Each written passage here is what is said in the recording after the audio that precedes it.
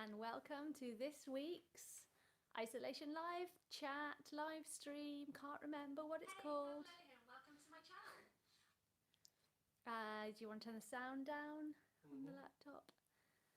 I'll just talk to myself while I wait for people to arrive or not arrive, in which case I'll just be sat here talking to myself for a bit, and then I'll go and eat some biscuits. I don't even like biscuits, but I'm going to go and eat them. Hello, we have someone here. Hooray! More people. Hello and welcome to this week's Isolation live stream with Purple Ella, known to people who live here as just Ella. So how has your week been since I was last here talking to myself? I hope that it has been good. Hi Simon. And that you are all feeling positive and chipper, but if not, this is also the right place to be. Hi Keely, because maybe we can cheer each other up today. I am doing well. I had a good week so far. Hi Laura, you made it in real time. Go you. Life goals. I have had a pretty good week. Hi Michael. This weekend was obviously Easter weekend, and I would usually have plans for Easter weekend. My mum was supposed to be coming over. My mum lives in Cyprus, for those of you that don't know, and she was supposed to be headed over to spend the weekend with us, and unfortunately, obviously, she couldn't come because all travel has been restricted. So she is in Cyprus and I am here, and that didn't happen. And alongside her was supposed to be my aunt and my cousin coming to visit me too, and none of that happened. So it was a bit of a tricky weekend, I guess, because I had some plans that I was looking forward to which couldn't happen. So we worked really hard to make it a special weekend anyway. One of the things that I'm doing to break up my weekends from my weeks is baking Saturdays. So every Saturday since we went into isolation, I have baked, and my family think this is a fantastic plan, so they're fully in favour of that. Hiya, hi Kim. So this weekend's bake was a stem ginger cake, which some of you might have seen on the community tab earlier in the week, and it was declared delicious by 80% of the family.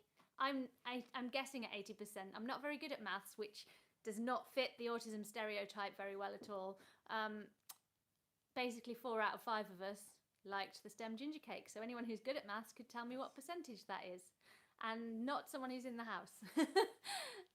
Yeah, and then the stem ginger cake got even better because I was talking to my cousin and saying that I'd baked a stem ginger cake, and she said that what I should do is spoon the syrup from the stem ginger. So if you don't know, stem ginger basically is ginger in a jar with a sugary syrup, and I guess it's been left there for a while and it's lush. Hi Katie, hi Kim.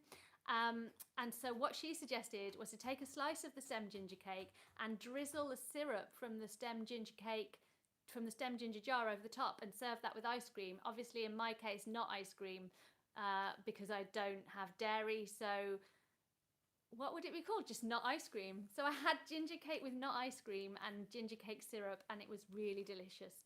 On Sunday we did a very exciting thing. We got up really early to go and see the sunrise. We're fortunate, as I've mentioned before, that we live right by a big kind of park. It's not a park.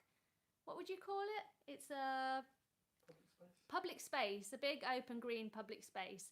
And so what we did was we got up at 5:30 in the morning and went up to the public space, and we saw, hi Andrew, and we saw the sunrise, and what a sunrise it was. If you go and have a look on my Instagram account at Purple Ella and Coco, I've put a picture of that sunrise on there today, and it was absolutely glorious. It was really nice. So we did that. But the hi Ashley, the end result of getting up at 5:30 in the morning was that by about 9:30, 10 o'clock, I felt like it should be at least midday, and the day seemed really quite long. But it was okay to have a long day because there was chocolate, there was a massive roast dinner, and then there were 3 hours of letting the roast dinner baby go down. And then I played my current favourite obsession, Animal Crossing, for maybe 3 or 4 hours. Is anyone else playing Animal Crossing New Horizons? I think it's New Horizons, the new one. It's just glorious. I just love it, and I need friends, and I need people who want to talk about Animal Horizon, and I don't have many of those, so let me know if you're out there and you play it. Hi Sarah. Did I get a question there? From Catherine, she says, have you any suggestions for recognising when you're stressed?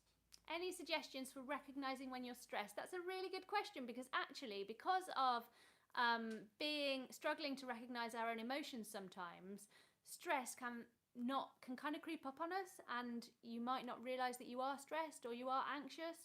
I know for me in the past, I genuinely thought that I didn't have anxiety and I didn't really get stressed because I didn't really recognise what that felt like. I just had feelings. Now I would say a good place to look is firstly your physical cues. Some of the physical cues associated with stress are headaches, stomach aches, a general feeling of tension. So if you're feeling those things, that might be a pointer that you're feeling stressed. And then secondly, maybe look at your behavior. Are you snappy? Are you short? Are you finding that things that would normally be manageable are feeling unmanageable? Are you struggling to have the patience for things that you might have had before? I'd say that those are all good indicators that you might be stressed. So, shall I get started with my Lego model of the week? I don't know whether you really want to see my Lego models, but I'm just doing it because it's fun for me. And also, an added bonus to the Lego model of the week is that I dust my Lego. So Lego gets really dusty when it's been built for a while, and because I'm getting them out to show to you, I am at least getting my Lego dusted gradually as the weeks go on. By the end of this lockdown, all of my Lego will be nicely dusted. So this week's Lego model is a very good one. I'm very excited. It is a Marvel theme Lego model, and it is Doctor Strange's Inner Sanctum Sanctorium. I think that's what it's called. Simon, is that what it's called? I'm sure Simon will be up to let me know if that's right soon. So I very much like this. It's got this kind of creature that comes in the film, and it moves. It's got a wheel at the back and it moves, which is pretty awesome. I do like moving features in a Lego part. It's obviously got Doctor Strange with his shields, and it's got the monk lady whose name I also cannot remember right now. And yeah, what do you think? I've had it for about 3 years now, so I don't know if you can still get it, but I think it's awesome. Let me get it right up close to the camera so you can see properly. Ah, behold my Lego, la la la. So that is my Lego model of the week this week. I reckon I've got enough Lego to keep us going for probably about 6 months. So don't you worry. Not that this is going to go on for 6 months. Don't panic. Don't go telling your friends, oh, I watched a live stream today and they said it's going to go on for 6 months. I don't have any insider knowledge. Thank you, Simon. It's the Sanctum Sanctorium Showdown. I knew you'd be there for me. Thank you. And I also have got, have I got another question? So following on from what you just said, somebody's asking autism's individual, how are you dealing with the lack of knowing when lockdown is going to end? How am I dealing with the lack of knowing when lockdown is going to end? I would class that as dealing with uncertainty. And as it happens, just yesterday I filmed an entire video on dealing with uncertainty that will be up in the next couple of weeks, but I'll give you a brief summary of that. Basically, it's really, really hard not knowing what is going to happen for anybody, but particularly for autistic people. So the two main things that I am doing to cope with the uncertainty is, one, not thinking too far ahead. I'm really basically not thinking further ahead than tomorrow, generally. I'm not looking at my diary, I'm not planning, I'm not thinking further ahead than tomorrow. All I've got to do is get through today and tomorrow. Because if I think further ahead, my brain starts to panic. And if my brain starts to think further ahead, like I read an article like, how is Britain going to get out of lockdown, etc., then I will just ignore it, not read it, and tell my brain that is not what I want you to think about right now, and not even go there. The second way that I'm managing that is by controlling the things that I can control. So the people in this house will probably agree that I am a little bit of a control freak. And So there are things that I can control. I can control to some extent what we're going to eat, when we're going to eat, when we're going to get up, when we're going to go to bed, and how our days will be structured. I can control those things. So the two-pronged approach is don't think too far ahead and have some things that you can control within your own life so you feel like you've still got a sense of control. I hope that's helpful. Right. Now, would you like me to now do either get into the book, movie and TV show of the week, or would you like to see this week's isolation creations from my followers?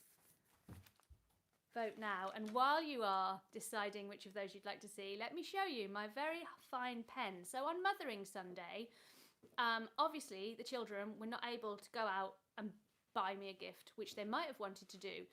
But Wonder Girl, my youngest, ingeniously decided that she would find me a couple of gifts from her own stuff. So I got a hair bow, which is upstairs, so I can't show it you right now, but she also gave me this pen. Wondrous pen. It has a unicorn on top which wobbles and a fluffy purple thing. And it's actually a really good pen as well. It writes really well. And I've been using this every day since Mother's Day because this is one of the things that is brightening my life. What are they voting for? Books or isolation creations? Books. Books. Okay, right, let's get into that. I'm just going to show you my let's get into that. In my unicorn, I wish I was a unicorn rabbit book. So, book of the week is, I can't show you a physical copy because I read books on iBooks on my iPad, so I don't have a physical copy, but I promise I have read this and I really liked it. It is Odd Girl Out by Laura James. It is a biography by journalist Laura James, who you will find on Twitter if you are interested in knowing more about her. And she is a late diagnosed autistic woman. I believe she's about 10 years older than me. And she writes about her life, both pre and post diagnosis, in a way that I related to more than I've ever related. I've read a lot of autism biographies, and this is the only one I've ever gone, yes, that's me. When I read it, I couldn't believe there were so many Me Too moments reading that book, and I really found it very helpful to think that there was someone else out there who had those same experiences, feelings and attitudes to life. So I really enjoyed that, and that is my book recommendation of the week for you. My movie recommendation this week is Isn't It Romantic on Netflix.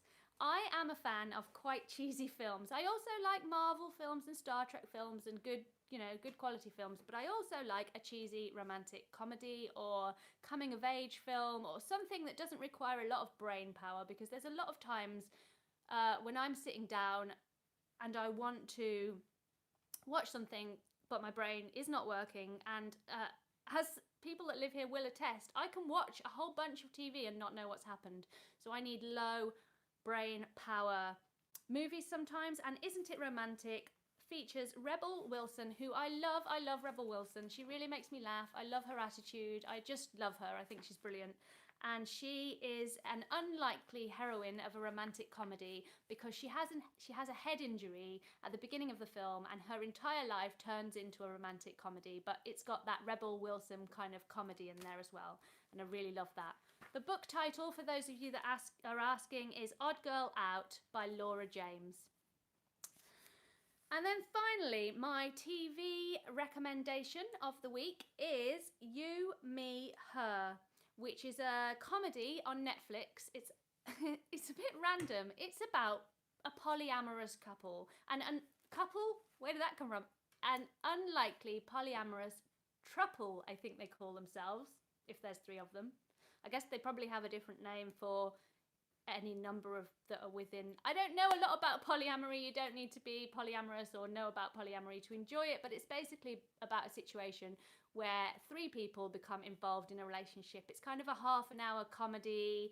I really enjoyed it. I think there's at least 3 seasons on Netflix right now, and they're definitely making more, and I've watched them all and really enjoyed them. So that is my book recommendation is Odd Girl Out by Laura James. My movie recommendation is Isn't It Romantic with Rebel Wilson, and my TV recommendation is You, Me, Her on Netflix. Both the film and the TV are on Netflix.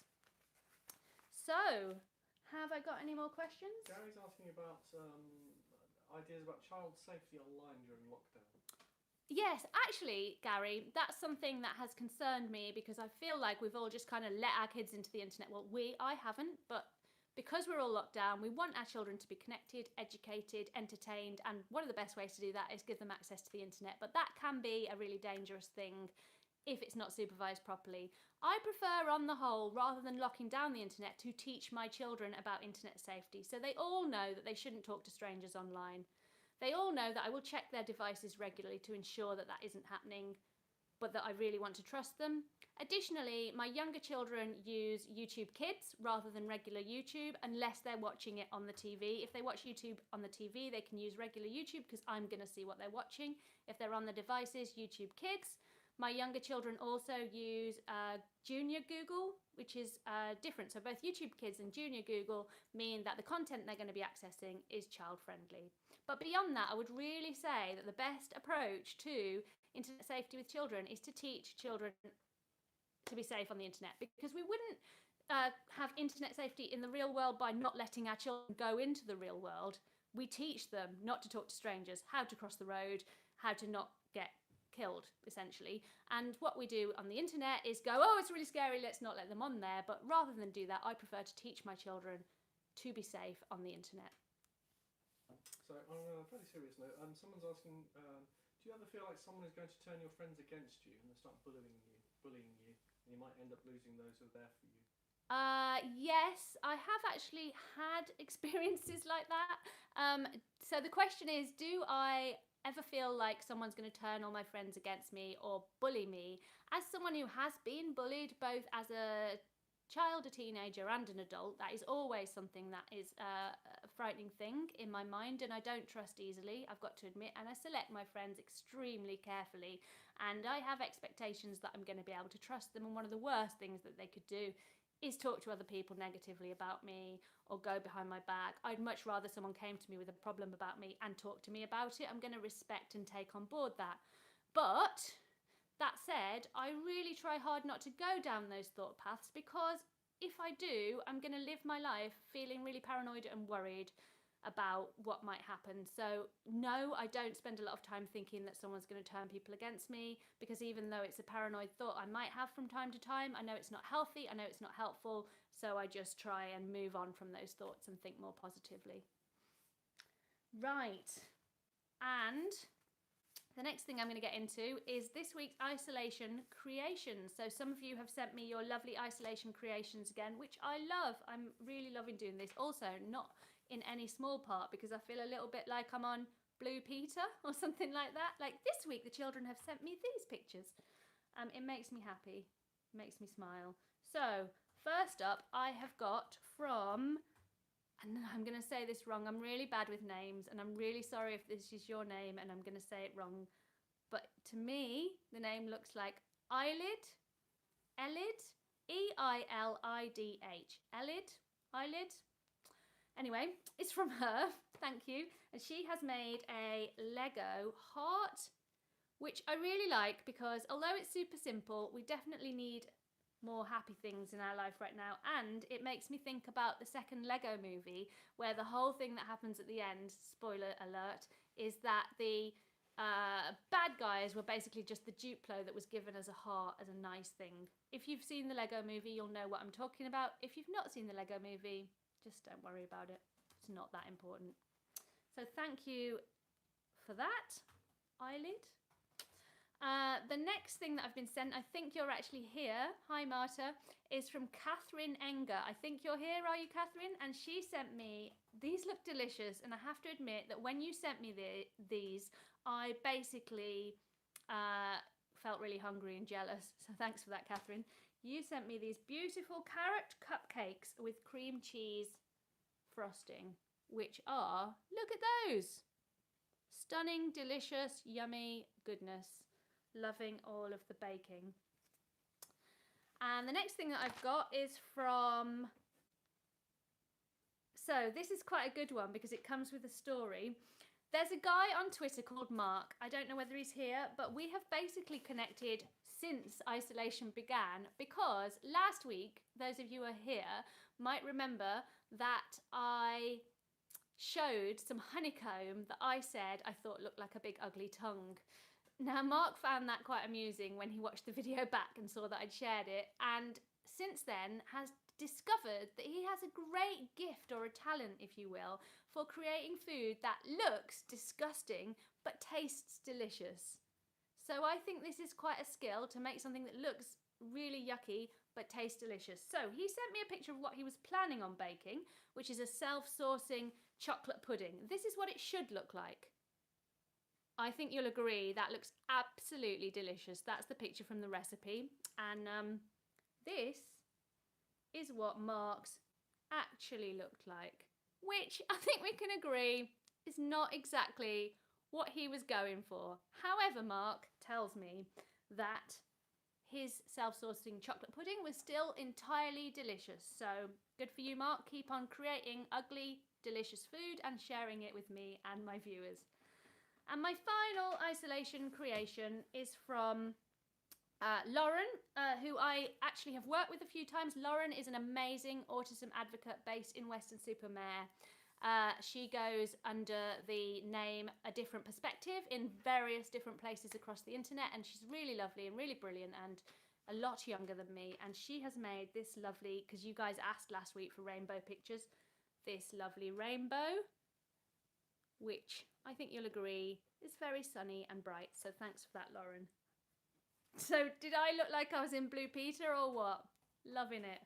I'm loving that.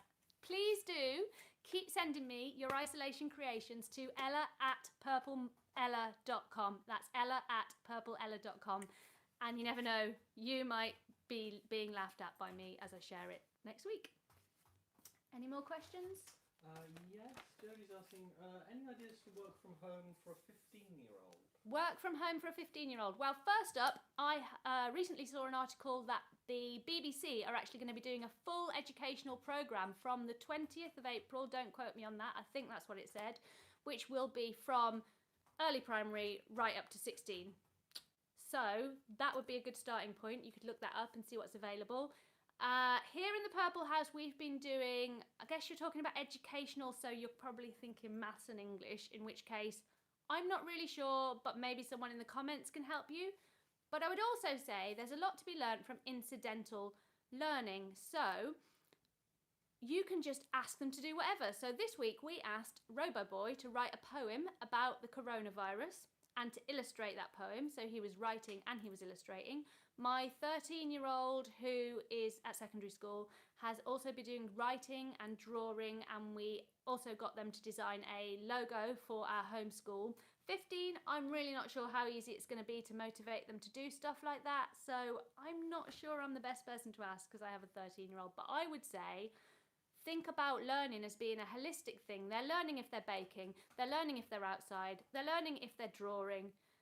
Learning doesn't just have to be sitting and doing a specific subject. And also try to remember that all the other 15-year-olds in the country are going to be coming back to school in the same position as your child, because nobody's really going to be doing a huge amount of learning while we're in the middle of a national crisis. So schools will take into account the fact that they've missed this period of time, and they will help the kids to catch up. And in the meantime is a really great time to learn some life skills, some cleaning, some cooking. Things that they'll need in real life. Oh, I've got something in my eye. Hang on, let me just deal with that. Yes, okay.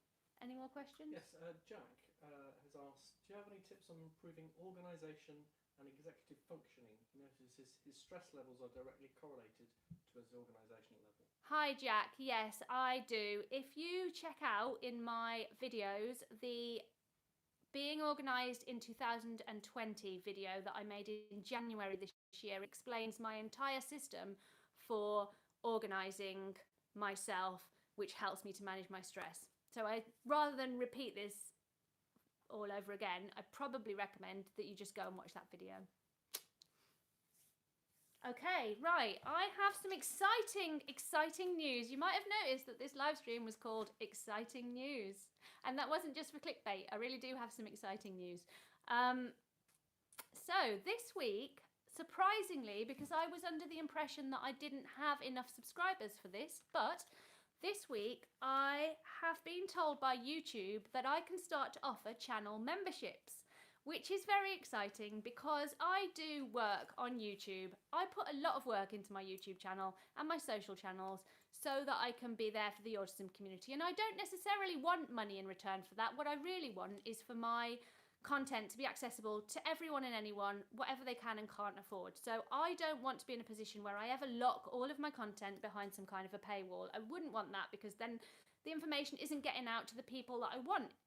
However, it would be nice to be able to offer some kind of paid for content so that I can start to make some money, because I'm running a business at the moment which is making a loss, so isn't really a particularly viable business, although it's a lovely thing to do and I love doing it anyway.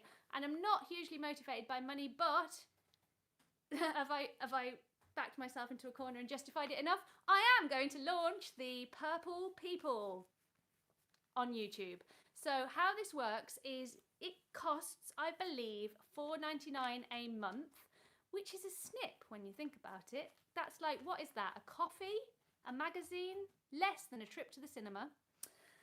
And no one should feel under any pressure to sign up for this. That is not my intention. I will keep producing a video every Friday for those of you that don't want to join. However, if you do want to join, what I will be offering in exchange for your $4.99 a month is custom badges and emojis. I have spent the entire afternoon drawing custom badges and emojis that you will be able to use in live streams and that will be next to your name in live streams. That's just one of the things I am offering. Another thing that will be part of this subscription service is a monthly exclusive video. Yes, that's right, a video that is exclusive and happens monthly. Oh, a rainbow. Thanks, Joanna. I didn't know there was a rainbow one. That's cute. Thank you. So I will be on the first Monday of every month producing a video that is exclusively for the Purple People. I hope you appreciate the Purple People name, because, you know, I'm not good at naming things, but I am quite pleased with that one. So you will get your own video made just for you, which, as I've said, will be in addition to my usual Friday videos. You will also get exclusive community tab content. So those of you that look at my community tab, I do use it quite regularly. So if you don't, check it out. I use it at least 3 times a week. I will also be putting updates onto that community tab that are just for members. So you'll only see them if you're a member. And finally, decisions. You, if you are a Purple person, will be able to make decisions to do with the kind of content that I produce. So suggestions for videos. So if there's something that you're like, I really want to know about this, you'll be able to suggest it and I might take that on board and make you a special video about it. I will also let you know when I'm thinking maybe I should make this or maybe I should make that, and you guys can vote for which one you think I should make. So exclusive cartoon. Well, the emojis are, as it happens, cartoony. Maybe an exclusive cartoon. Actually, Simon, that's the point. There might be exclusive cartoons in the community tab just for you. So that is my exciting news. I don't know whether anyone's going to sign up for it. I might have spent the afternoon making emojis for Mr. Invisible. However, I'm going to give it a go because I work hard, and I'm not going to lie, I would like to make a little bit of an income from that. So if you are interested... Ooh, thanks, Lucy. A unicorn. Ah, my favourite. You get a clap. Whenever you put up a super sticker, you get an Ella clap. Gosh, I feel like McDonald's now. That's a bit much. I've gone too far. I'm going to pull back. So if you are interested, it isn't actually available just yet because YouTube need to approve. I've put all the stuff in and YouTube need to approve it. They reckon it'll take 24 hours. So I would imagine that by the end of this week, or certainly into the middle of next week, you will be able to join the Purple People, and I will be doing special claps for everyone that joins. So that's my exciting news. Have we got any more questions?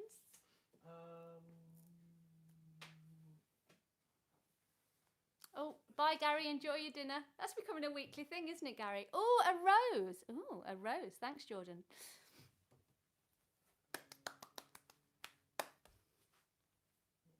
Not really. So if you've got any questions, now would be a good time to ask them, because that's all the stuff that I was going to talk about. So now I'm just going to start rambling about whatever, really. What shall I talk about? One thing I will talk about is that I think I'm getting, as I said last week, extremely settled into lockdown. I'm quite liking it. I'm not liking the situation. I'm not liking that people, obviously I'm not liking that people are ill and that people are dying, and that's all very, very frightening. But what I'm learning is that I can manage. Oh, thanks, Catherine. It's the dog. It's Coco. What I'm learning is that I can cope at home without the support of my extended network, with just the support of the Purple family, who have been fantastic. And that reminds me of a nice thing. Simon said someone had a question. A nice thing that happened was that I had a meltdown probably about a week ago. I had a meltdown, and the thing that bothers me the most when I have a meltdown as a mother is that it's not really a very motherly thing to do, having a meltdown. It, like, the way we view mothers is patient and calm and serene, and always patient and calm. And actually, having a meltdown is the opposite of that. So I was really upset about that impact on the children. And Mr. Purple was trying to reassure me of all the wonderful things that I do for the children, and it was reassuring, but not as reassuring as what happened next. I went upstairs to the bathroom, and Roboboy had written on a toilet tube, "You're doing really well," and had left it on top of the toilet and gone to bed, so that when I went upstairs, I would find this message from him. And it really did make me feel better, because if he says I'm doing well, with or without meltdowns, then that's all I need to hear, really, isn't it? Because he's the one that gets to decide whether or not he's happy with my mothering. So, and you don't put out surveys, customer satisfaction surveys to children. Maybe we should. How would you rate your experience as children in my family out of 10? How would you rate the food in this household? No, let's not do that. Laura asks, Lucy asks, are you worried about going back to normal life? Am I worried about going back to normal life? A little bit, yes. Actually, I had an email this week from a subscriber who has asked me to make a video about coming out of lockdown and how to cope with that, because one of the things that's a real blessing for me of this lockdown is I am nowhere near as overstimulated as normal. I'm not having to mask hardly at all, so that's not kind of using up my energy, and I'm not being exposed to so many loud noises and smells and all crowds and all the things that we generally find difficult about being out there in the world.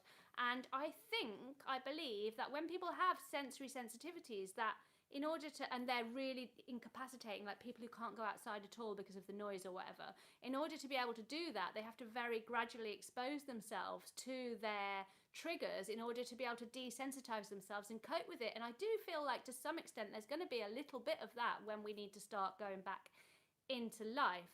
But going back to my earlier point, I'm not thinking about it because that's further ahead than tomorrow, and I'm not thinking further ahead than tomorrow. But I will say that when things do start to look like they're going to go back to normal, I will create content and I will get advice from professionals and from people that I can on the best ways that we can kind of gently get back into the world. So I'll be there with some thoughts on that topic. But for now, that's not tomorrow, so we don't need to think about that. What's that? Catherine, how do you tell people... I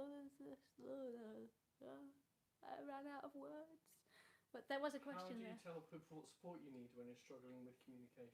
How do you tell people what support you need when you struggle? I've got to be honest, I very rarely struggle with communication. I might struggle with the tone of my communication or the way in which I express myself, which means that my message doesn't get across well, but I don't ever lose my voice. I'm really fortunate in that respect. I'm very, very chatty. I'm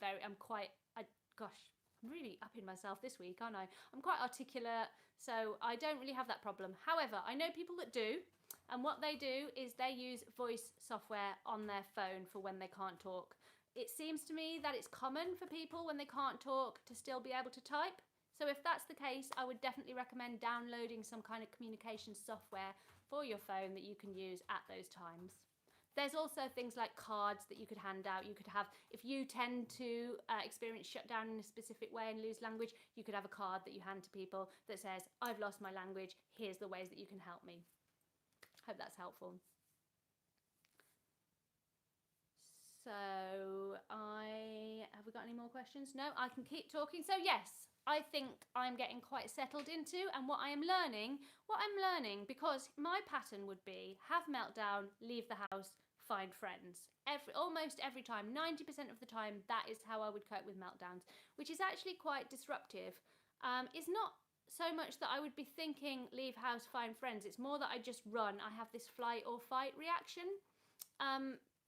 and my reaction is very much flight. So I have a meltdown and a kind of run and a kind of, I've even been known to, in the past, a long time ago, before I was as in control as I am now, I've even been known to just get out of the car in a random place and just run off. That's slightly embarrassing, isn't it? So I have not been able to do that, because the one time that I did that when we were locked down, I kind of got nearly as far as town, which is about a 40-minute walk from where I live, the city centre, Bristol, where I live, and realised there was nowhere that I could go, and the only thing for me to do, I mean, I considered, genuinely, because I'm sometimes a bit of an idiot, I considered living on the streets and decided that probably wasn't for me, and that I probably ought to go home. And it was very much like, I'm very much like a small child in those moments, like, I can't handle this, somebody help me.